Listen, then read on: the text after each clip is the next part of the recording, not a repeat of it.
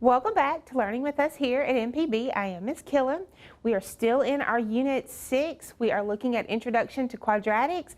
So today's lesson is a two-parter. It is 5A, which is solving special cases of quadratic equations by factoring. I can factor and solve quadratics through perfect square trinomials. Our standards that we're going to look at today are SS2, SS3A, and REI4B. So let's just dive on in. So this little monster is showing us that there are special cases or special types of quadratics that we have to factor.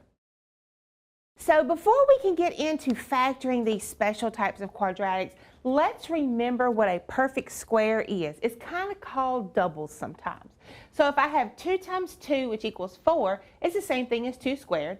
3 squared is the same thing as 3 times 3, 4 squared, 7 squared. I'm multiplying itself, and therefore I can call it squared because I am multiplying the same thing twice. So that's why it's called squared or doubles. So then a perfect square trinomial, when you see 2 of the same thing multiplied together, you can say or show that it's squared. Like 5 times 5 is 25, or 5 squared is 25. So let's look at this trinomial and see why it is a wonderful example of a perfect square. Like we've learned in all of our factoring of trinomials, I have to have the factors of this that will do this operation to give me my middle number. So the factors of 9 are 1 and 9, 3 and 3. The pair that I can manipulate and add to get a 6 is 3 and 3. So when I build my binomials, it's x plus 3, because that second operation tells me that both of my binomials are going to be the same as the first. And then I have x plus 3. Just like when we saw that 5 times 5, x plus 3 times x plus 3, I can say x plus 3 squared. So this is a perfect example of what we're talking about as perfect trinomials. All right, so let's see what's next. You can find greatest common factors in these trinomials. Now, it's not a hard task, it's a calculator skill. We are building these calculator skills. So let's pull up our calculator and see what we got. So if I pull up my calculator and I have this. Now, I want to do this 2 times. First, I want us to get the greatest common factor of 12 and 81. So I'm going to go to Math, scroll right to Numbers, and go down to number 9. GCD, greatest common divisor or greatest common factor. I'm going to put 12, comma, which is right above the 7, 81, close my parentheses, and then I'm going to press Enter. And I see that 3 is my greatest common factor. Now, some of our trinomials, we're going to have to look at 3 different numbers. So you're probably asking yourself, Ms. Killen, what if I have 3 numbers? Good question. I'm going to do the same thing. I'm going to go to Math, scroll right to Number, go down to 9. Now, I'm doing 3, so I'm going to have to do that step again. I'm going to put GCD twice. Math, number 9. I'm going to do 12, comma, 81. Close where I have the 2 numbers, and now I'm going to add the third number by putting a comma, and let's just do, I don't know, 124, and then let's close the parentheses.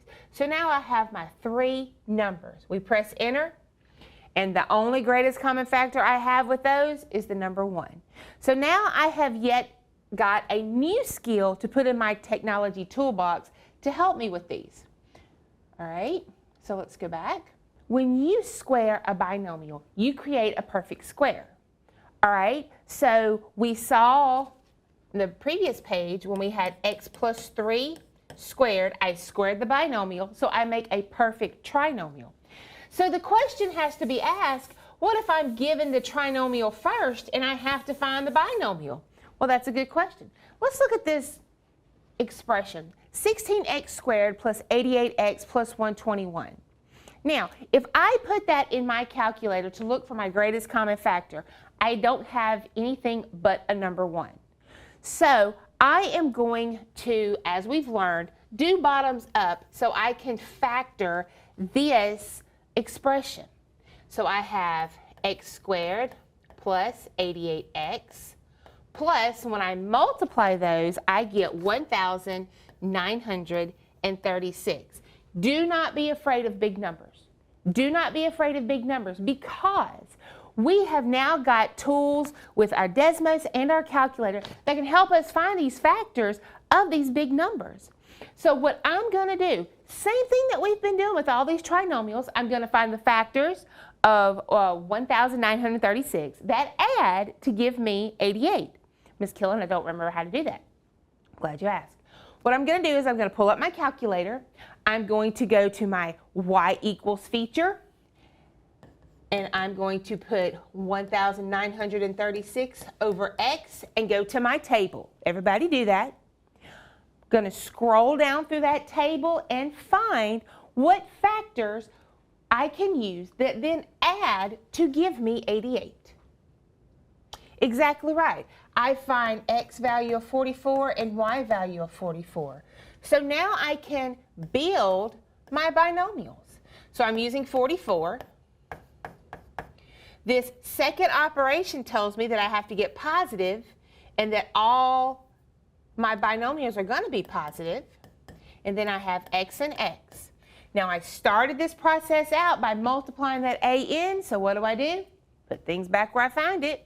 So I'm going to divide by 16. Now Ms. Killen has been telling us ever since the beginning, when I have a fraction, what do I do with it? I reduce it. So let's go ahead and reduce that. I have x plus 11 over 4, x plus 11 over 4. Now you may be sitting there going, Ms. Killen, how did you get that reduction to 11 over 4?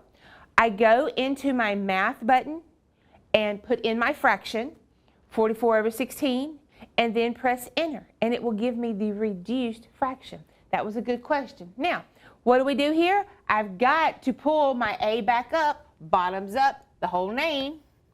So I have 4x plus 11, same over here.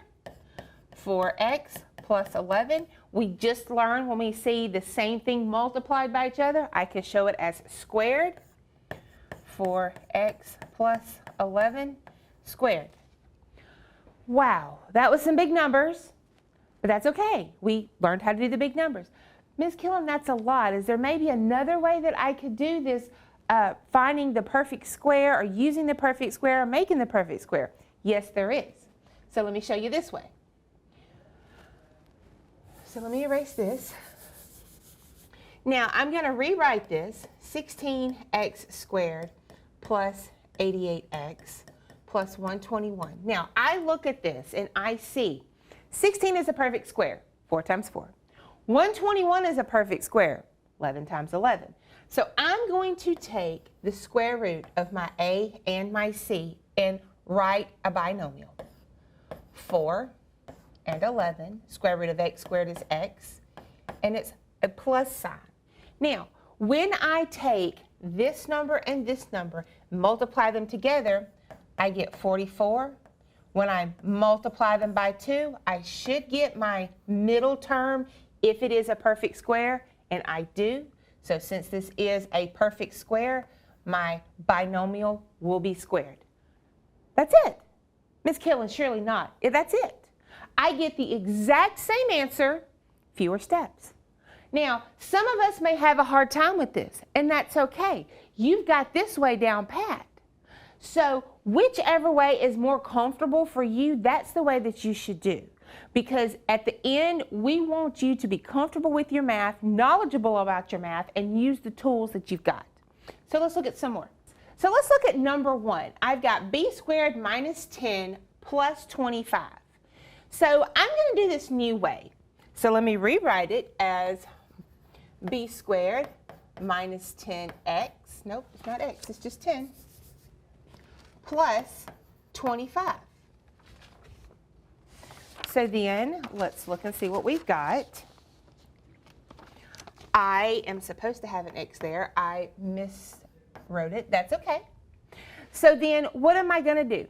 I'm going to take the square root of the first one and take the square root of the second one. When I take the square root of b squared, I get a b. When I take the square root of 25, I get a positive 5. Now, when I take the first number and the last number and multiply them together, I get 5. I multiply by 2, and I do get 10. But Miss Killen, it's positive.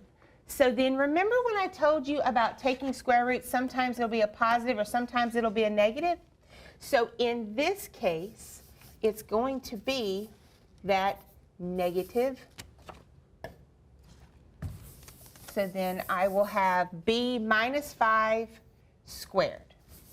So that's an easy fix. Another way that we could have seen that is this second one tells me that both of my binomials would have been that first. So good catch. Let's look at number 2 now. Let's do it in a different color so we don't get messed up. So now I've got g squared minus 8g plus 64. Always want to remember, I want to put these in standard form, and if all else fails, we can try bottoms up. In this case, it is in standard form, and we do have it where we don't have to work bottoms up. So then let's go ahead and try. Let's do the long way. We've done the first way, let's do the long way. So if I find factors of 64, that's going to add to give me a negative 8. So let's try. I've got 1 and 64. I've got, what, 2 and 32. I've got 3. Nope. I've got 4. And what is that? 64 divided by 4. Does it go there? Let's try it in our calculator. 64 divided by 4 gives me 16. 5 won't. 6 won't. 7, 8, and 8. Now, which one of those pairs can I add to get a negative 8? You're exactly right. I don't have one. So I can say that this one is prime or it can't factor. Now, a little bit later in our chapter, we're going to get to where when we have them like this, we can break it down further with some more steps. But for right now, we're just going to say it can't factor. All right, let's look at number 3. Now, I know for a fact it's not in standard form, so let's go ahead and write it over here.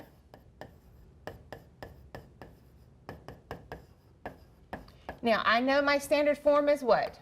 ax squared plus bx plus c. So I need to take what's on the right-hand side and put it in the middle. Doing that, I'm going to have my opposite operation.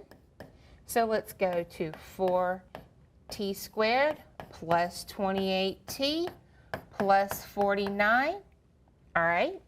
So then what do I have to do? I could do bottoms up, or I could try our new way. So let's remember that new way. So let me get a different color. I'm going to take the square root of the first, take the square root of the second. Square root of 4 is 2. Square root of t squared is t. Square root of 49 is 7. Since this one's a positive, that means both of them will be a positive. Now, Miss Killen, what do you do next? I'm going to take these two numbers, multiply them together. Then I'm going to multiply by 2 since I'm going to have 2 binomials. So I get 14 times 2 is what? You're right, 28. So I can say that I get 2t plus 7 squared. It's just that easy. We have to remember some things about multiplication, but it's just that easy. So let's try what else. All right, so now it's time for you to master. Go ahead and pause the video. You and your table partner or you by yourself work, and then come back to me and let's see what we got.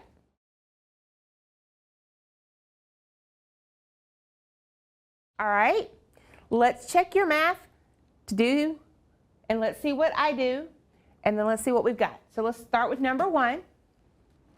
So I'm going to write it over here since I'm not that tall. 4x squared plus 12x plus 9. Let's do this one the new way, so to speak.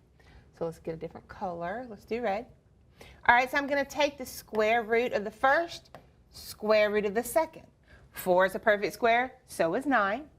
So I'm going to have 2t, and then I'm going to have plus 3. Multiply them together to get 6.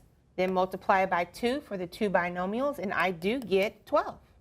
So then my answer would be 2t plus 3 squared. Is that what you got? Even if you do it the other way, you're still going to get the same thing. So don't be afraid. All right, let's look at the next one. I have y squared minus 10y plus 25. Ms. Killen, I think we've seen this one before, but let's just double check. Let's do the new way. All right, so we've learned that 1 is a perfect square, and you may be saying, how? 1 times 1 is 1. 1 squared is 1. Anything times 1 is itself. So therefore, 1 is a perfect square. All right, so let's look. I'm going to take the square root, so I have y, and then the square root of 25 is 5. The second one tells me that both of my binomials are going to be subtraction. 1 times 5 is negative 5. 1 times negative 5 is negative 5. Negative 5 times 2 is going to be what? Negative 10. So there's my answer. Simple, simple. Now let's try the third one, all right? So here we go. Let's get yet another color. So I have 49g squared minus 14g plus 1. We're going to try this new way of taking the square root, taking the square root. Square root of 49 is 7. G squared is g. Square root of 1 is 1. This second operation tells me that both of my binomials will be subtraction. 7 times a negative 1 is negative 7. Negative 7 times 2 is a negative 14. So there you go. There's my answer. Not hard, little less steps. Still have to remember the different steps that we have, just not as many. All right, so the things that we don't want to forget. Perfect square trinomials are a special case of quadratics. If A and C are perfect squares, then look to see if you can do this special case with taking the square root and then multiplying. Sometimes trinomials can't be factored. Remember what perfect squares are. They're double. 2 times 2, 4 times 4, and so forth. I'm so glad that you came here to learn with us here at MPB. I am Ms. Killen, and have a great day.